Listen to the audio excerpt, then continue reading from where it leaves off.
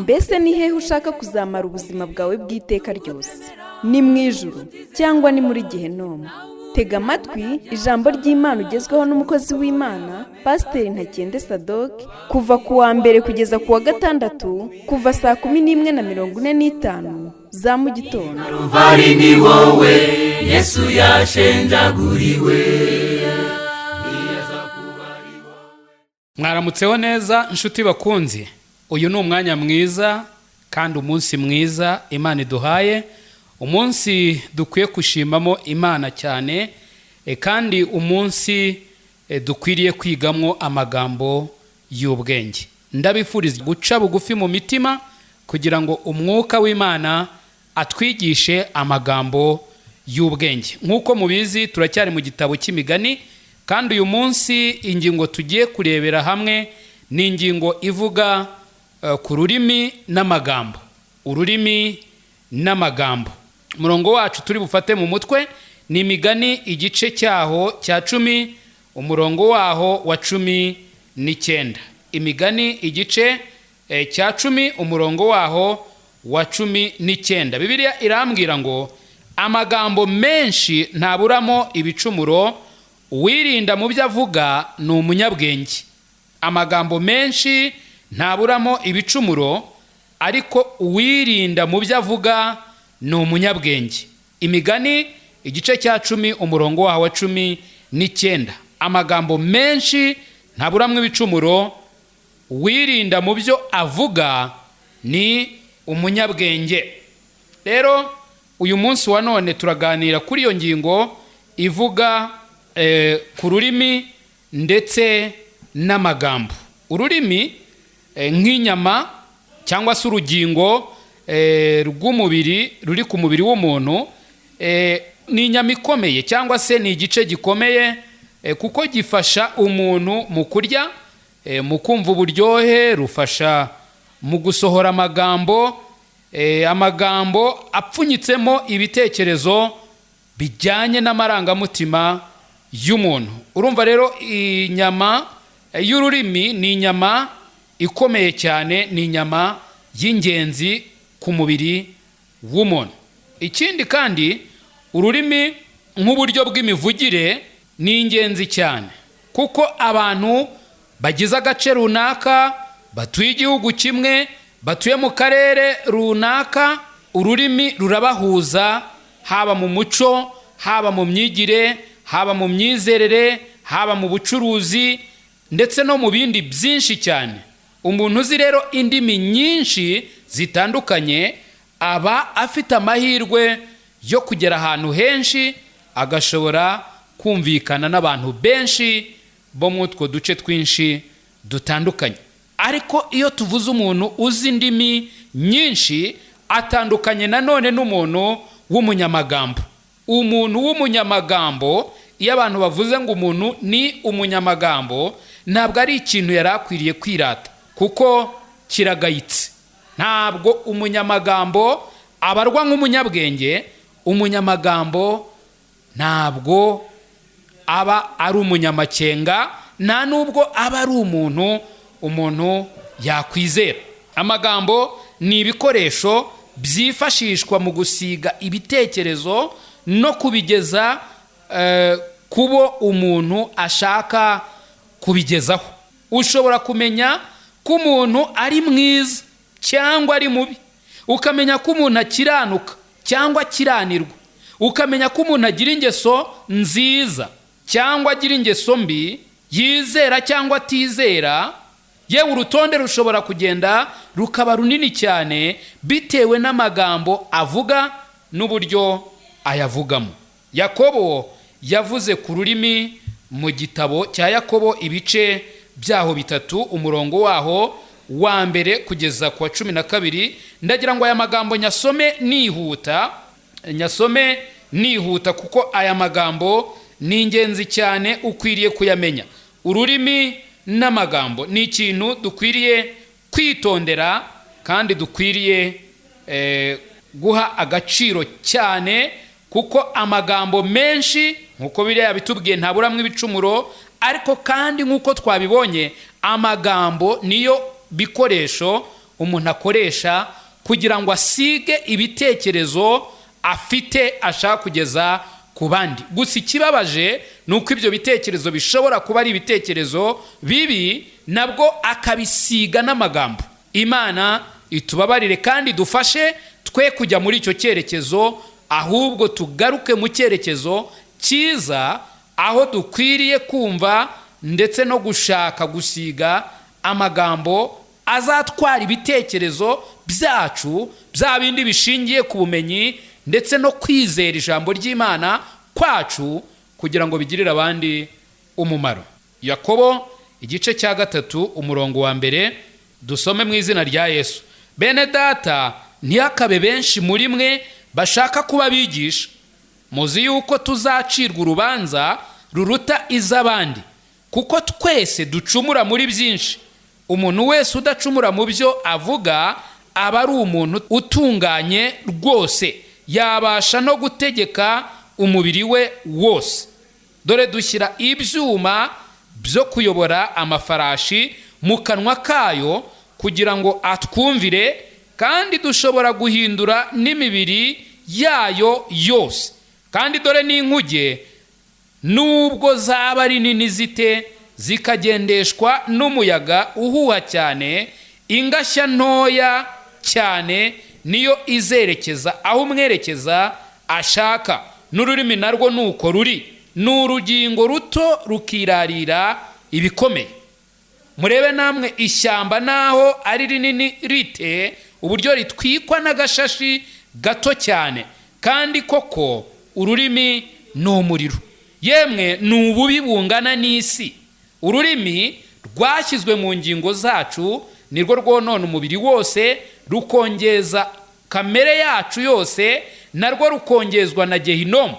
Kuko amoko yose y'inyamaswa n'ibiguruka n'ibikururuka n'ibyo mu nyanja, abantu babasha kubimenyereza kandi barabimenyereje, ariko ururimi rwo nta muntu wabasha kurumenyereza rwose. Ni ububi budatuza, rwuzuye ubusabwe bwica. Urwo ni rwo dushimisha umwami data wa twese, kandi ni rwo tuvumisha abantu baremwe mu ishusho y'Imana. Mu kanwa kamwe havamo gushima no kuvuma. Bene data, ibyo ntibikwiriye kumera bityo. Mbese ye amazi meza ntakereta yabasha kuva mu isoko imwe? Bene data, umutini wabasha kwera imbuto za elayo, cyangwa umuzabibu wakwera imbuto z'umutini? Niko n'isoko itabasha kuvamo amazi y'umunyu, kandi ngo ivemo n'amazi mabi. Imana idufashe kandi Imana itugirire neza. Gusa aya magambo waza kuyasoma ukareba icyo Bibiliya itubwira. Gusa icyo ukwiriye kumenya ni iki: ni uko ururimi ari ikintu gikomeye cyane. Ushobora kureba, yewe nushaka kora mu kanwa, uri bufate ku nyama irimo hagati aho ishobora kugenda yikaraga ikora utuntu twinshi bitewe nuko ushatse kwikora, iyo nyama uyitinye, kuko iyi nyama Bibiliya iratubwiye ngo ni ububi budatuza, ni ubusabwe bwica, ni umuriro utwika, ndetse ngo iyi nyama nta muntu n'umwe wabasha kuyigenzura. Mana, uduhe imbaraga zo kugenzura iyi nyama imwe iri mu ngingo zacu. Iyi nyama y'ururimi, Mana, uyiturishe, ye kutugenga, ye kutuyobora, ye kwikaraga uko yishakiye, ahubwo aba ari wowe uyigenga. Ndakwinginga inshuti yanjye, ngo witondere uburyo ukaraga ururimi rwawe mu kanwa kawe, kandi witondere uburyo usiga ibitekerezo byawe, maze bigasohoka bisohokeye kuri urwo rurimi rwawe, bikagera mu bantu. Kuko ibyo bitekerezo bishobora kuba ari bibi, ibyo bitekerezo bishobora kuba ari byiza, bishobora kunezeza, bishobora kubabaza abantu, bishobora gutera agahinda cyangwa bigatera ibyishimo, bishobora gutwika bikica bikarimbura, ariko kandi bishobora no kubaka. Ndagira ngo nsubiremo kino kintu, inshuti yanjye uteze amatwi, witondere uko ukaraga ururimi rwawe mu kanwa kawe. mu gitabo cy'imigani, ari naho turi kwibanda cyane muri iyi minsi, hatwereka ibintu byinshi Imana yavuze ku rurimi.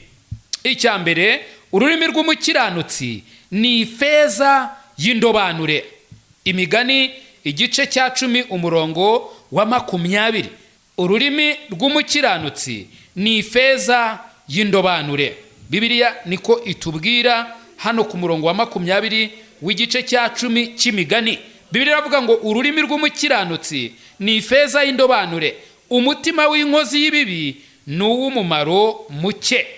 Umutima w'umukiranutsi ni ifeza y'indobanure. Mu yandi magambo, ururimi rwe rw'umukiranutsi ruvamo ibifite agaciro karuta izahabu, karuta ifeza cyangwa se amafaranga. Icya kabiri, uwirinda mu byo avuga ni umunyabwenge. Twabibonye ku murongo wa 19 w'iki gice cya 10, aho Bibiliya yatubwiye ngo amagambo menshi ntaburamwo ibicumuro, uwirinda mu byo avuga ni umunyabwenge. Igice cya 11 umurongo waho wa 12, Bibiliya irambwira ngo ugaya umuturanyi we nta mutima agira, ariko umuntu ujijutse we aricecekera. Hano ni ukudasesa amagambo, ni ukutavuga ibyo atatekerejeho. Uyu muntu ujijutse aricecekera. Mu yandi magambo, ntabwo asebya umuturanyi we, aratuza, ntagire icyo avuga, akaruca akarumira. Uyu muntu arajijutse. Icya gatatu, umunwa w'umukiranutsi ugaburira benshi. Wow! Umunwa w'umukiranutsi ugaburira benshi. Imigani igice cya 10 umurongo waho wa 21, biravuga ngo umunwa w'umukiranutsi ugaburira benshi, ariko abapfapfa bapfa bazize kubura ubwenge. Umunwa w'umukiranutsi ugaburira benshi, ariko abapfapfa bapfa bazize kubura ubwenge. Yewe we, mbega amagambo meza ari hano. Umunwa w'umukiranutsi ugaburira benshi. Ako si ibintu bishatse kuvuga ikira? Umwuka agusobanurire.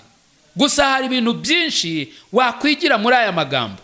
Niba umuntu ari umukiranutsi, nkuko Bibiliya bivuze, umunwa we ugaburira benshi. Bivuze iki? Bivuze ngo amagambo amuturukamo, uko akaraza umunwa we, havamwo ubutunzi bukomeye bugaburira abandi bantu benshi. Nge mbona haba mu buryo bw'umubiri, haba no mu buryo bw'umwuka, uku ari ukuri kudasubirwaho. Mu buryo bw'umwuka, umukiranutsi, dushingiye kuri Bibiliya, duhereye kuri ba Mose, tugakomeza ba Eliya, ba Elisa, ba Danieli n'abandi bose Bibiliya ivuga, Bibiliya ibatangaho ubuhamya bwiza ko bagendaga bubaha Imana, bagendaga bakiranuka. Ibyo rero ni nabyo bituma twumva ibyabavuye mu kanwa, hanyuma natwe tukizera Imana. Kubera iki? Kuko intwari zatubanjirije zo kwizera zabivuze, zabikoze, zabayeho ubwo buzima, natwe tukabona yuko icyo ari cyo dukwiye natwe kwigana, kandi Bibiliya ni nacyo itwigisha. Abaheburayo igice cya 12 haratubwira ngo ubwo tugoswe n'igicucu cy'abahamya bangana batyo. Mu yandi magambo, abatubanjirije mu kwizera ni abahamya bakomeye cyane, dukwiriye gufatiraho urugero, natwe tugatera ikirenge mu cyabo. Abo ni abakiranutsi, kandi amagambo yabo natwe aradutunze mu buryo bw'umwuka, yewe no mu buryo bw'umubiri. Dawidi yaravuze ngo nari umusore none ndashaje, ariko sinigeze mbona umukiranutsi arekwa.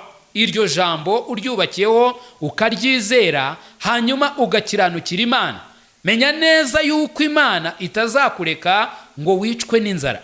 Ntabwo uzapfa wishwe n'inzara. Ibi nimbikubwira ntugire ngo ndavuze ngo ntuzigere usonza. Oya, uzasonza, ariko ntabwo inzara ariyo izakwica. Ni koko uzapfa igihe nikigera, kimwe n'abandi twese buri wese afite umunsi we, kandi uwo munsi waba ukize ntabwo wawurenga, waba ukennye ntabwo wawurenga, waba wariye ntiwawurenga, waba utariye ntiwawurenga. bivuze ngo twese tuzapfa, ariko umukiranutsi ntabwo azicwa n'inzara. Matayo igice cya 6 Bibiliya irambwira, ubu se ndahasoma disi we, kubera umwanya dufite ari muto dushobora kutabona uko tuhasoma, ariko ndahakubwira. Ni Matayo igice cyaho cya 6. Yesu yararimo yigisha avuga ku bijyanye no kwizera. Kwizera, abantu benshi bariganyira, abantu benshi barwana intambara nyinshi zikomeye, bamwe bakicana abandi bakagira gute, kubera ibyo kurya, kubera imyambaro, kubera aho kuba. Ibi nibyo bitatu Yesu arimo yigisha. Rero abwira abigishwa bati, muramenye yemwe ntimukiganyire, nimugahangayikishwe n'ibyo kurya, nimugahangayikishwe n'ibyo kwambara, nimugahangayikishwe n'aho kuba, kuko ibyo ngibyo Imana ibikorera n'inyoni n'ibisiga, kandi ibyo ngibyo ntabwo ari iby'agaciro kuruta abana b'Imana. Abana b'Imana rero Yesu icyo yarababwiye ngo mubanze mushake ubwami bw'Imana no gukiranuka kwayo, hanyuma ibi ngibi nibwo muzabyongererwa. Mbona ko umukiranutsi ahazwa. Hari amagambo menshi dushobora kureba muri Bibiliya, ariko umwanya ntabwo bitwemerera. Ariko uzasome muri Zaburi ya mbere urebe umukiranutsi uko bizagenda. Yewe umunwa w'umukiranutsi ugaburira benshi. Icya 4, utubaha Imana yicisha mugenzi we akanwa ke. Utubaha Imana yicisha mugenzi we akanwa ke. Urumva ko akanwa gashobora kwica. Akanwa gashobora kwica. Imigani igice cya 11 umurongo waho w'9 birambwira ngo utubaha Imana yicisha mugenzi we akanwa ke, ariko umukiranutsi azikirisha ubwenge bwe. Umukiranutsi azikirisha ubwenge bwe. Icya 5, ugenda azimura agaragaza ibihishwe. Murongo wa 13 w'iki gice niko utubwira ngo ugenda azimura agaragaza ibihishwe, ariko ufite umutima w'umurava ntamena ibanga. Ariko ubu ugenda azimura ni muntu ukira, ugenda azimura. Imana ikurinde kuba umuntu ugenda azimura. Umuntu uzimura ni wa wundi uvuga ibintu atarakwiriye kuvuga. Urugero, niba ari umudamu wubatse ufite umugabo, hanyuma uwo mudamu, ariko reka tuvuge ko umugabo ari uzimura disi we.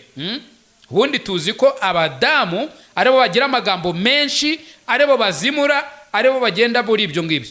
Ariko reka twe kubavuga, twivugire ko umugabo ari we uzimura. Abadamu ubwo ndumva munezerewe. Ariko umugabo uzimura icyo agenda abwira abandi nibijyanye n'amabanga y'urugo rwe.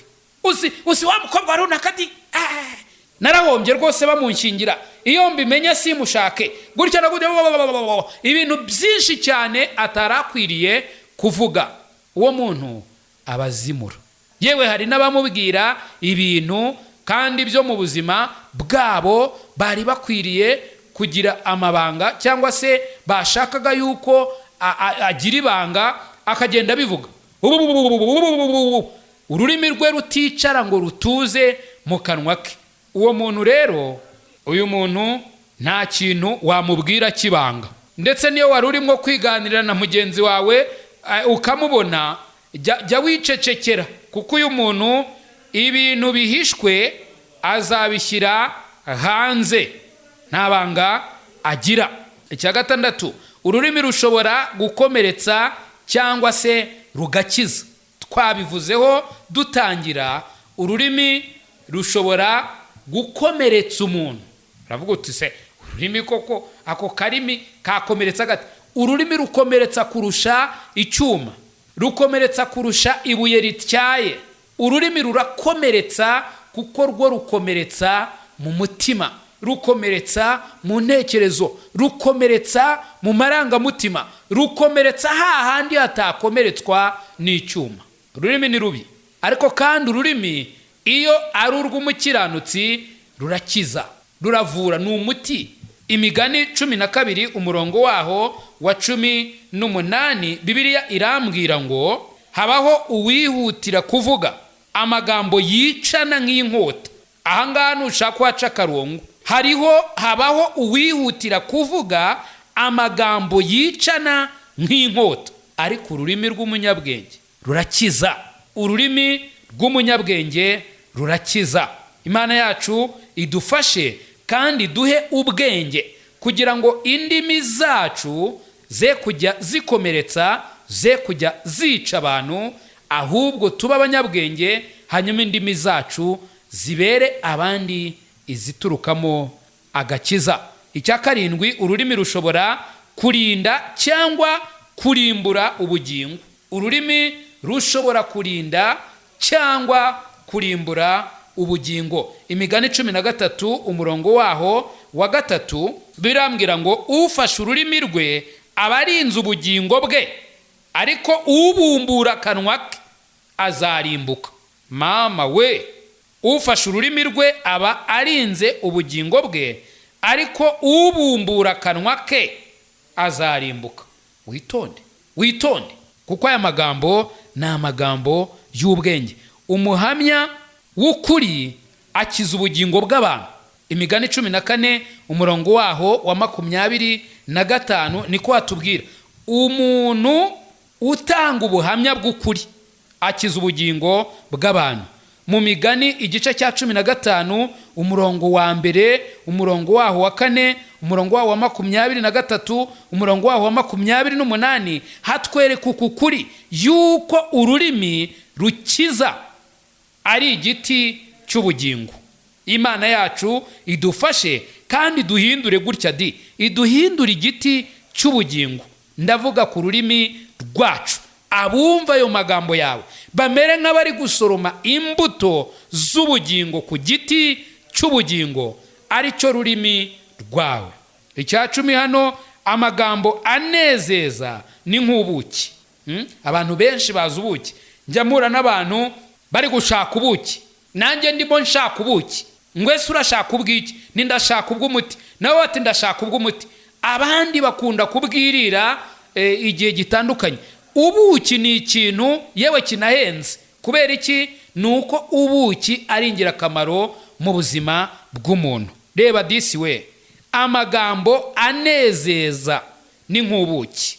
Imigani 16 umurongo waho wa 24, Bibiliya irambwira ngo, Imigani 16 umurongo waho wa 24, amagambo anezeza ni nk'ubuki, aryohera ubugingo bw'umuntu, agakomeza ingingo ze.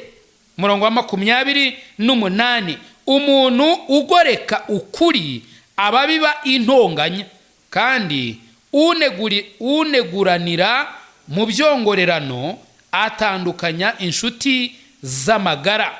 Igice cya 17 umurongo waho wa 9, Bibiliya irambwira ngo uhishira igicumuro abashaka urukundo, ariko uhozaho urutoto atandukanya inshuti z'amagara. Amagambo anezeza ni nk'ubuki, ariko urutoto ruratandukanya. Urutoto ruzana ugutandukana kw'inshuti zikomeye. Ikindi cya 11, jya ureka impaka zitari zabyara intonganya. Jya ureka impaka zitari zabyara intonganya. Hari abantu rwose bumva gutongana ari nk'ishema ryabo, bakumva ari nk'ikintu kidakwiye kubura mu buzima bwabo, ahari kibuzemo bashobora guhura n'ingorane z'umubiri. Nyamara ntabwo ariko bimeze. Wari ukwiye kumenya ko ibyiza kandi by'ubwenge ari uko wakwirinda ndetse ugahunga impaka zitari zabyara intonganya. Uze gusoma mu Migani igice cya 17 umurongo waho wa 14, haravuga ngo itangira ry'intonganya ni nk'ugomoroye amazi. Nuko rero impaka zitarabyara intonganya zireke. Reka impaka zitari zabyara intonganya. Imana yacu idufashe kandi Imana yacu itugirire neza. Imigani igice cya 18 umurongo waho wa 8, Bibiliya irambwira ngo amagambo y'inzimuzi aryohera amatwi, aba nk'uturyohera umuntu asamuye tujya mu nda ye. Amagambo y'inzimuzi. Inzimuzi ni wa muntu nyine uzimura ugenda avuga utuntu n'utundi ariko tutari n'utwe, ahubwo avuga abandi. Ayo magambo ngo aryohera amatwi, ariko ntabwo ari ayanjye. 13 ngo usubiza bakimubwira bigaragaza ubupfu bwe n'ubushizi bw'isoni. Ukwitonda. 21 muri iki gice n'ubundi haratubwira ngo ururimi nirwo rwica kandi nirwo rukiza, abarukunda bazatungwa n'icyo ruzana. Ururimi nirwo rwica kandi nirwo rukiza, abarukunda bazatungwa n'icyo ruzana. Imigani 19 umurongo waho wa 5 birambwira ngo umugabo w'indarikwa ntazabura guhanwa kandi uvuga ibinyoma ntazabikira. Twakomeza no kureba amagambo y'ubwenge ari mu gitabo cy'imigani, ariko igihe ntabwo kitwemerera. Gusa icyo nshaka kukwereka ni iki: nuko Imana izi neza umumaro w'ururimi rw'umuntu, ndavuga nk'iyi nyama. Kandi noneho ururimi nk'uko twabibonye muri Yakobo dukwiriye kurwitondera, kuko rushobora kwica cyangwa se rugakiza.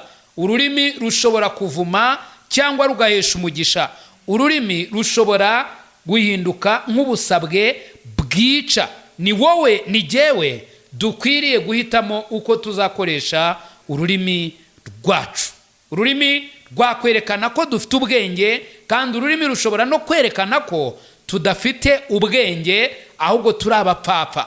Uyu munsi wa none ukwiriye guhitamo, nshuti yanjye, wowe uteze amatwi, ndakwinginga ngo uhitemo kuba umunyabwenge. Umaramaze uyu munsi wa none gucunga ururimi rwawe, uvuge ibitunganye byuzuye ubwenge kandi bihesha Imana icyubahiro. We kujya upfa kuvuga gusa, kandi we kujya uvuga ibyica, ahubwo uvuge ibihesha abandi ubugingo. I Karuvari ni wowe Yesu yashenjaguriwe.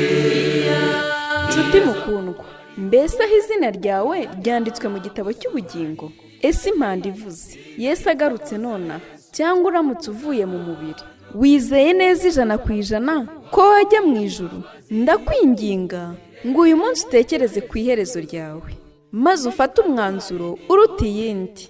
Imana iragukunda kandi Yesu aragutegereje. Ngwino, tebuka aguha agakiza, akuruhura umutwaro w'ubwoba, aguha amahoro, umunezero n'ibyiringiro byuzuye byo mu mutima.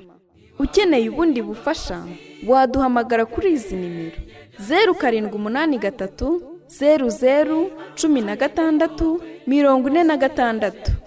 Imana iguha umugisha. Kuba ari wowe munyabyaha gusa uhari, ntibyari kubuza Yesu kuza hano kugupfira. Niwaburira imbabazi